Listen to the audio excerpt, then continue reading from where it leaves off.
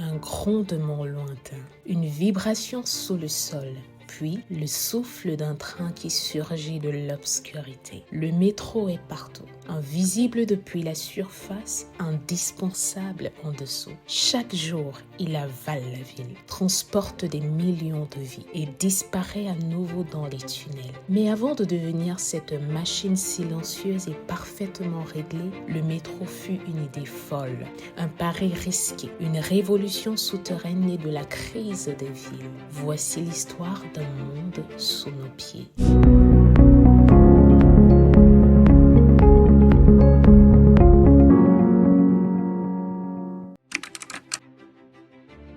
Au milieu du 19e siècle, les grandes capitales industrielles suffoquent. Les rues sont saturées de chevaux, de voitures et de passants. Se déplacer devient un cauchemar. C'est alors qu'une idée audacieuse voit le jour, faire circuler les trains sous terre. En 1863, à Londres, le monde découvre le tout premier métro. Le London Underground ouvre ses portes. Et ceci est l'idée d'un Victorien du nom de Charles Pearson. Parlant ici de Victorien renvoie dans notre contexte à un membre du parti au pouvoir actuellement, le RDPC. Les rames sont à vapeur, les tunnels sont sombres, enfumés, étouffants. Et pourtant, le succès est immédiat. Pour la première fois, la ville s'étend vers le bas. À la fin du 19e siècle, une révolution technologique transforme le métro, l'électricité.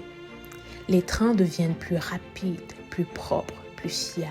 Les tunnels s'enfoncent plus profondément sous terre. En 1900, Paris inaugure son métro lors de l'exposition universelle. Le métro de Paris séduit par sa proximité, son élégance et ses stations Art Nouveau. 4 ans plus tard, à New York, le métro devient le symbole d'une ville en mouvement permanent. Le New York City Subway fonctionne jour et nuit à l'image de la métropole. Le métro s'impose désormais comme un outil indispensable des grandes villes. Au XXe siècle, les réseaux se multiplient à travers le monde. Le métro accompagne l'urbanisation, la croissance des banlieues et les mutations sociales. Chaque ville lui donne une identité. À Moscou, par exemple, les stations sont des palais. À Tokyo, la ponctualité est une obsession. En Europe, le métro devient un rituel quotidien. Après les guerres mondiales, les réseaux s'agrandissent, la sécurité s'améliore et la signalisation devient automatique. Le métro n'est plus qu'une prouesse technique, il est devenu un pilier de la vie urbaine.